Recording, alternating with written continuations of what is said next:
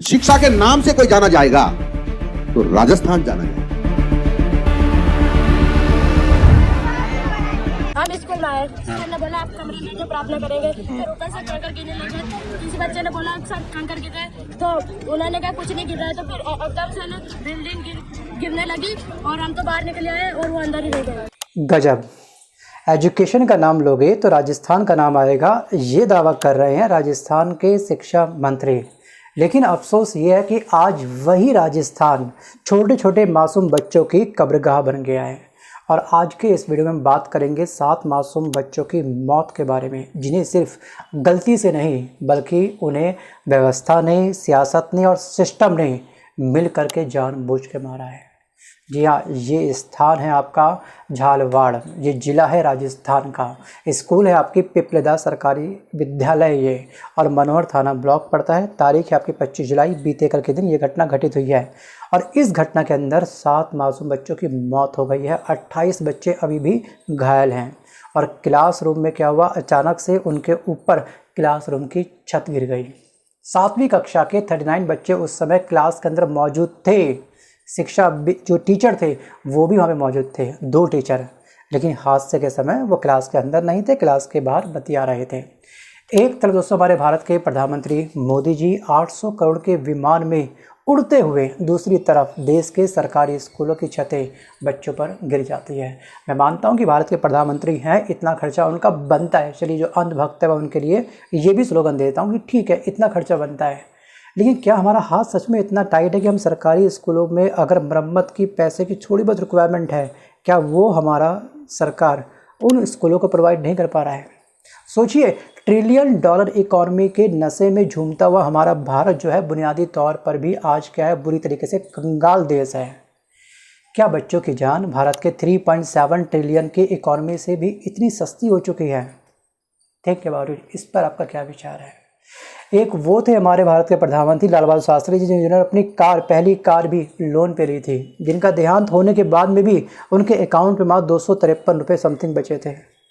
पहले रब में सोचिए कितना बड़ा फ़र्क आ चुका है। क्या इसी को बोलते हैं सबका साथ सबका विकास, या फिर इसी को बोलते हैं अमृत काल? थिंक अबाउट इट, विचार जरूर करिएगा। अब इस स्थान पे क्या हुआ, राजस्थान के अंदर सुबह सुबह बच्चे रोज़ की तरह स्कूल पहुँचे, क्लास लगी, पढ़ाई शुरू हुई, तभी छत से कुछ कंकड़ गिरने लगे, बच्चों ने बताया। लेकिन शिक्षक बोले चलो पढ़ाई करो, लेकिन उन्होंने इस पर ज़्यादा ध्यान नहीं दिया टीचरों ने। बच्चे भी क्या करते, चले गए अंदर, और शिक्षक अपने में मगन हो गए अपनी बातों में। बच्चे पढ़ाई करते रहे, सात से सिंहासन, सात से सरकार, सात से संविधान, सात से शिक्षा। लेकिन वो सात से शमशान तक पहुँचते उससे पहले ही छत उनके ऊपर गिर गई। जी हाँ, जोरदार सी आवाज़ आई, धड़ाम, और बच्चों की चीखें आसमान में सुराग करने लगी। शुरू में आवाज़ें काफ़ी ऊंची थी, फिर वो आवाज़ें थमने लगी और फिर शांत हो गई। क्लासरूम की छत बच्चों पर अचानक से गिर गई। गांव वाले दौड़ते दौड़ते मलबे से नीचे से निकालने के लिए बच्चों को तुरंत दौड़ने लगे। आसपास के जितने भी लोग थे वो उनको निकालने में जद्दोजहद करने लगे। मुसाफिर भी सपोर्ट के लिए, मतलब हेल्प के लिए आ गए। सोचिए, कामगार जितने भी आसपास वहाँ पे कर रहे थे, लेबर वर्क वगैरह, वो सब आ गई। मलबा हटाया जाने लगा। मनोहर थाना हॉस्पिटल के अनुसार 5 बच्चों के ऑन द स्पॉट मौके पर ही मौत हो गई थी। फिर खबर आई कि ये संख्या बढ़ चुकी है, अब 7 बच्चों की मौत हुई है। 28 बच्चे अभी भी क्या यहाँ पर घायल हैं। और गाँव वालों ने बताया कि इस स्कूल में कुछ 7 क्लासरूम है, और हादसे के दौरान स्कूल के 2 क्लासरूम में 71 बच्चे उसमें मौजूद थे। अब जिस क्लासरूम की छत गिरी उसमें 7वीं क्लास के बच्चे पढ़ाई कर रहे थे। स्कूल में 2 टीचर मौजूद थे, जो मैंने आपको बताया कुछ समय पहले, लेकिन दोनों हादसे के टाइम पर क्लासरूम से बाहर थे। उनको मालूम है ऊपर से भी डस्ट गिरेगी, अपना मेकअप ख़राब हो सकता है, या फिर ठीक है बच्चे हैं, कर लेंगे मैनेज, कोई दिक्कत नहीं है। सोचिए हादसा। कुछ लोगों को लगेगा यार कि जाको राखे साइया मार सके ना कोई। भाई नियति में जो लिखा है वही तो होगा, जितनी चाबी भरी राम ने उतना चले खिलौना। तो ऐसे अंध भक्तों को मैं केवल बस यही बोलूँगा कि एक बार आप एक काम करिए कि अपने एरिया के रनिंग रेलवे ट्रैक के ऊपर 5-6 घंटे के लिए बैठ जाइएगा, फिर बोलिएगा जाको राके साइया मार सके ना कोई। नियति में शायद यही लिखा होगा। भाई आ बैल मुझे मारा, आप लोग नहीं करोगे ना, सावधानी कुछ तो बरतोगे लाइफ को लेकर के, या फिर आप बिल्कुल ही बस नशे में चूर हो रहे हो आप लोग बस केवल।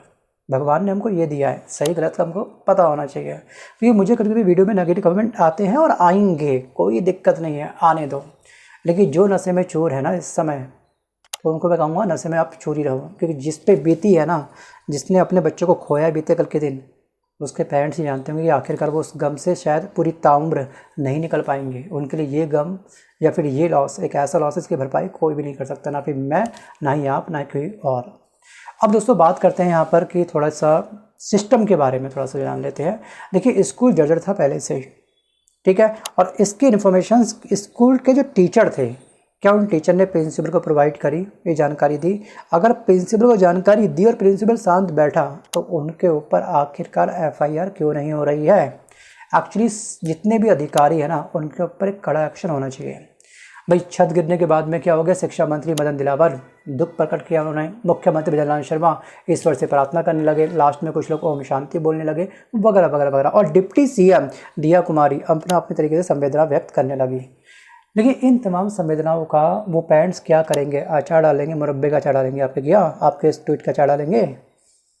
मेरे हिसाब से ना जितने भी स्कूल हैं, जितने भी राज्यों के अंदर, उनका इंस्पेक्शंस मंथ में एक बार होना चाहिए। जो बजट स्कूल वालों को प्रोवाइड करा जाता है, पता है स्कूल वालों को भी मंथली एक फ़ंड रिलीज़ होता है सरकार की तरफ से, वहाँ की लोकल सरकार की तरफ से, कि ठीक है मंथली आप मेंटेनेंस का ये लो। अगर मैं कहता हूँ कि ठीक है, ये जो टीचर हैं, अगर टीचर के घर की छत इस तरह से अगर टपक रही होती है, कंकड़ गिर रहे होते, तो शायद वो तब भी इस चीज़ को लापरवाही से देखते हैं। नहीं, वो तो अपने घर की छत है और ये स्कूल की छत है, सैलरी तो पूरी आनी है। तो कहीं ना कहीं दोस्तों एक इंस्पेक्शन टीम बननी चाहिए। भले ही आप टेम्परेरी डेपुटेशन अभी प्राइवेट कंपनी का आप हायर कर लो, सिंपल उसको बोलो कि आप वीडियो रिकॉर्डिंग स्कूलों के लेके आओगे, महीने में एक बार जाओगे, और जहाँ लगेगा हाँ रिक्वायरमेंट है वहाँ पे पैसा खर्च करेंगे। अब कुछ लोग बोलेंगे यार कि हाथ बड़ा टाइट है। अरे चौथी सबसे बड़ी हम लोग अर्थव्यवस्था बन चुके हैं, क्यों भूल रहे हो आप लोग? भैया आप लोग, पैसा तो हमारे यहाँ पास में है, ऐसी बात नहीं है।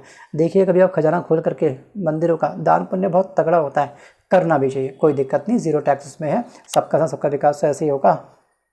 लेकिन आज भी वर्ष 2025 में ना, जब विकास सोच रहे हो ना, विकास की एक तस्वीर इस वीडियो के माध्यम से आप देख लीजिएगा। चौथी सबसे बड़ा अर्थव्यवस्था। कुछ लोग बोलेंगे यार तो कुछ काम इंसान का ही होगा, उसमें मशीन कहाँ से काम करेगी? भाई इस चीज़ की मशीनें बन चुकी है, मानता हूँ कि मशीनें थोड़ी महंगी आती है, बट एक दशा ये भी है हमारे भारत की, इसे आप कैसे भूल सकते हो? बाकी ठीक है, आंखों में जिसकी काली पट्टी बंधी है वो तो भूल ही सकता है, इसमें भी वो कुछ ना कुछ अपना तर्क वितर्क निकाल ही लेगा, तो आप निकाल लीजिएगा। मैं आता हूँ वापस फिलहाल टॉपिक की तरफ। दोस्तों हमारे भारत देश के टॉप अधिकारियों ने अपने अपने तरीके से अपना अपना ट्वीट कर दिया, अपना अपना ट्वीट लिख दिया। एक्चुअली सच कहूँ ना, इन सब ने मिल करके कफन और दफन लिखा है उन मासूम बच्चों की डेड बॉडी के ऊपर। ये केवल एक फॉर्मेलिटी है। कुछ समय के बाद हम एक नई न्यूज़ की तरफ स्विच कर जाएंगे और इस न्यूज़ को हम लोग भूल जाएंगे। लेकिन जिन्होंने अपने बच्चों को खोया है ना, उनका दर्द वही समझ सकते हैं शायद अच्छे से। हमको समझने में शायद एक बहुत लंबा समय लग सकता है।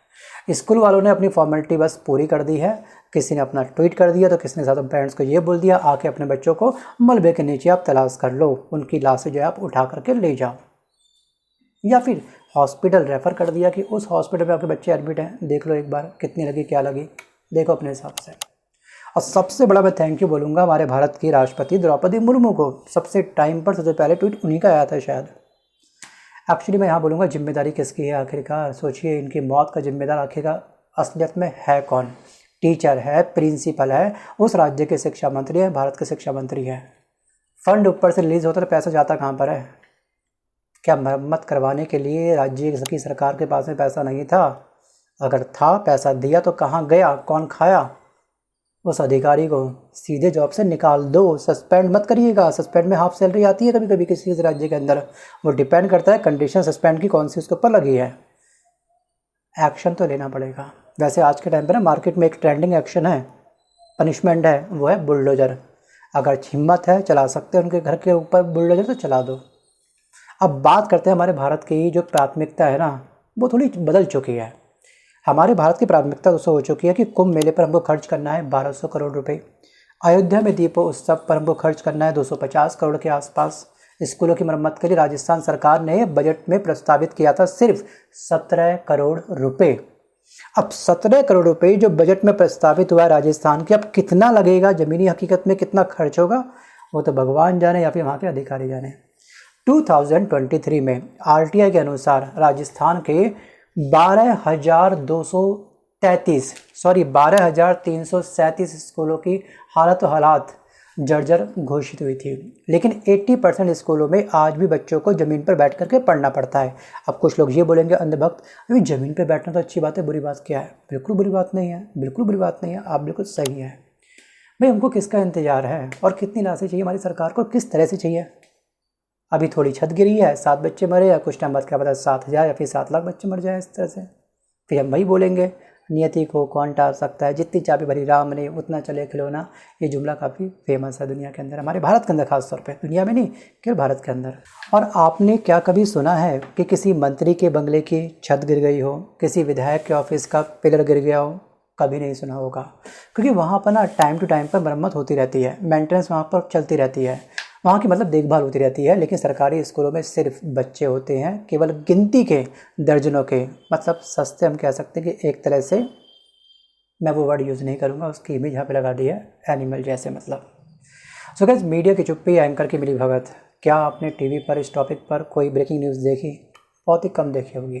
क्या कभी इस तरह के टॉपिक पर आपने कोई डिबेट देखी? नहीं देखी होगी। डिबेट का मुद्दा भारत के अंदर कुछ और ही और बीते करके हर एक चैनल पर केवल एक ही ब्रेकिंग न्यूज़ चल रही थी, वो भी हमारे पीएम मोदी जी, माननीय मोदी जी की कह सकते हैं, विदेश यात्रा का, कि किस तरह से विदेश यात्रा में लोग काफ़ी जोश से उनसे मिल रहे हैं। बिल्कुल सही बात है, मिलना चाहिए, कोई दिक्कत नहीं है।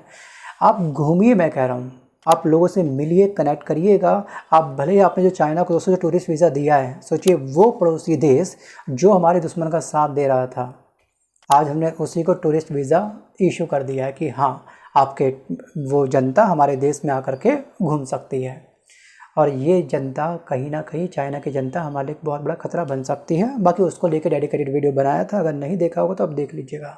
हमने बहुत बड़ी तेज़ धारदार वाली कुल्हाड़ी अपने पैरों पर दे मारी है इसको वीज़ा इशू करके। वापस आता हूँ टॉपिक की तरफ। एक्चुअली ना यहाँ पे हमें वही दिखाया जाता है जो जनता को पसंद होता है। जिस टॉपिक से टीआरपी मिलेगी न्यूज़ चैनलों को, वही टीआरपी के लिए न्यूज़ चैनल आपको वही टॉपिक दिखाएगा। Think about it. बाकी आपका क्या विचार है? कमेंट बॉक्स ओपन है, बिंदास। आप मुझको जो बोलना चाहे नेगेटिव बिंदास बोल सकते हो। अब मैं क्या कहूँ आपसे, सोचिए ना, बस इतना समझ लीजिएगा कि वो बच्चे जो स्कूल पढ़ने गए थे अब कभी लौट कर नहीं आने वाले घर वापस। उनकी कॉपियाँ अधूरी रह गई। सोचिए कोई बच्चा अपना पेन से कुछ लिख रहा होगा, पेंसिल से पेपर कुछ लिख रहा होगा, कोई इरेज कर रहा होगा, छोटे छोटे मासूम से बच्चे, उनके बस्ते अब किताबें नहीं राख बन चुके हैं। हम सब ने मिलकर के, सच कहूँ तो ये किया है। मैं सारा डिगरा सरकार की तरफ नहीं फोड़ूंगा, सरकार ने तो किया है, सिस्टम ने तो किया है, और हमने भी किया है। क्यों? क्योंकि हमने इस टॉपिक पर चुप्पी साध रखी है। कभी सोचिएगा उस माँ के बारे में जिसने अपने बच्चों को आखिरी बार स्कूल की दहलीज पे छोड़ा होगा, बेटा मैं आऊँगी लेने, टेंशन मत ले, आप पढ़ अच्छे से पढ़। सोचिएगा उस पिता के बारे में जो रिक्शा चला करके किताबों के पैसे जोड़ रहा था। और सोचिएगा खुद के बारे में, क्या हमने कुछ किया या बस अगली खबर की तरफ हम लोग मुड़ जाएंगे? एक नया ट्रेंडिंग टॉपिक हमारे डिस्प्ले पे नीचे दिखाई देगा सजेशन में, हम उस पर क्लिक कर जाएंगे।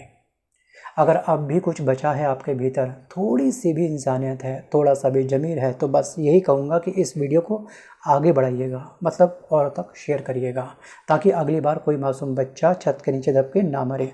बाकी आपकी मर्जी है। सो गाइस, मिलता हूँ जल्द तक नए वीडियो के साथ में, तब तक के लिए जय हिंद, जय इंसानियत।